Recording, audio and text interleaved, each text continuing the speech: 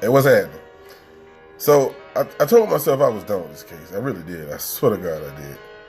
But late that night I can't sleep, so I watched the videos. Like I said before. And recently I've been watching videos from Zillionaire, and then I see a video, a screenshot of Teresa Martin talking trash to the man, saying that he's not a true J4K and all that other bullshit. She said a lot of other stuff I don't really want to get into. But just going back from day one of the case, let's think about this. Really, let's think about this. Now, I originally said that I think the case is bogus. Then I said I don't know. The case is very confusing. But let's go back to the facts. There are three things that stand out to everyone if you've been following the case. The first thing that stood out to me, and I'm pretty sure it stood out to everyone else, was when the police asked Teresa for Kenneka's phone, she said no.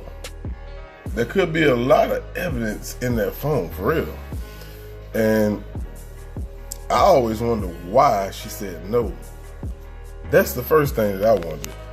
And if you think about it, it's really fucking suspect. Okay, the second thing, of course, is they said Kenneka was spotted in the lobby, walking, staggering, drunk. That never showed. That footage never came up at all. We never seen that. So with that makes the hotel look suspect. You feel me? So right now we down to two people. Teresa, and then we have the hotel. Think about it. I'm not blaming either one of them, but I'm telling you what stands out in this case. Then of course, the footage that's missing from the freezer. That footage was never seen. Of course, they said the camera was off weeks and weeks before it even happened. Just so happened the footage in front of the goddamn freezer. So that's three instances or situations that make this case a little suspect. Now, that's two for the hotel, and that's one for Teresa. Another thing that stands out to me is the fact that if all this money was raised and given to Miss Teresa, why don't the young lady have a headstone? That really bothers me. You know what I'm saying? And all of a sudden, she has all this money. She moved out of Chicago, which I understand that. I probably would too. But if you have this money and you love your child the way you say you do, why don't she have a headstone? I'm pretty sure you raised enough money to buy a basic headstone. She don't have a headstone, people. Hotel 2, Teresa 2. Now, to the friends and the party goers. Now, we seen a lot of suspect stuff, and we've heard a lot of stories from, it was a gang stalking, it was revenge on Kenneka's brother who supposedly murdered someone. Then we heard Kenneka snitched on someone and they was trying to silence her and all that type of stuff. Okay, let's say that is the case. So we have a lot of people in the hotel at the party that looked very suspect. Of course, we know Monifa, Irene, and Bree.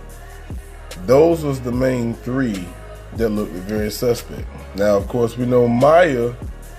If you look at those, the footage and see what the glitches are, it did look like Maya was somewhere morphed in the video, as well as Irene, as well as Monifa. You feel me? Now, Bree, I really never could spot her nowhere in those videos when she was walking through the hotel, where the camera was morphed with several figures put into one to confuse us. You feel what I'm saying? And we all know the famous guy in the black hoodie.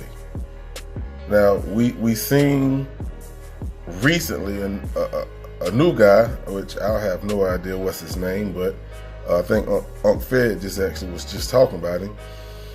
And I think his name was Sam, maybe. If I'm wrong, it is what it is. You know who I'm talking about, though. The black guy in the black hoodie. Then you have the security guy. Then you have the hotel manager. Hotel manager, security guy. That puts another one to the hotel. That's 3, Teresa. 2, the friends, 1. Do you see what I'm getting at with this? There's so many theories and so much, I guess, so-called evidence that we see that makes this story so goddamn confusing. So if it's not bogus like Mr. Zillionaire says, he's calling all the YouTubers idiots because there are a lot of people who has passed, and he says the passing came from the Kenneka case. I don't know if that's the case or not. I don't live in Chicago. But yes, we know Zach died and a couple other people died. That was somewhat intertwined in this case. I ain't gonna say in the case, but they ran in the same circle, I guess. So if you put all those facts and opinions and theories together, tell me, what do you get? So my question is, how can there be so many theories on one case? That's crazy to me. I just named several theories, and I'm pretty sure I left out several more. Now, I don't want no one to look at me as an asshole, but this case doesn't make sense at all. You have all these theories, and I'm assuming that the police, looked into them. And if they did, they haven't done anything. So I guess those theories just didn't make sense, or they couldn't find any concrete evidence to arrest anyone. Remember, it's been a year later, man. No one has been arrested. Tell me this. Do you think someone's going to be arrested by the end of 2018, 19, 2020? My guess is hell no. Because if people was threatened in the beginning of this case and they were silenced, what make you think someone's going to say anything now? So this case really is a cold case.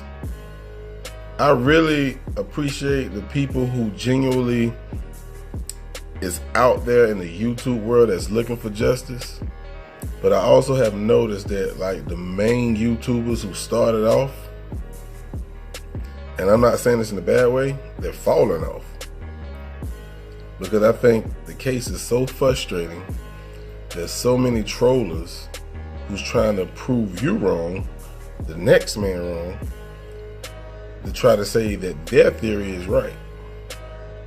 What happened to Gary Hughes? That dude disappeared. You very seldom see straight drop. Think about it, man. I don't know.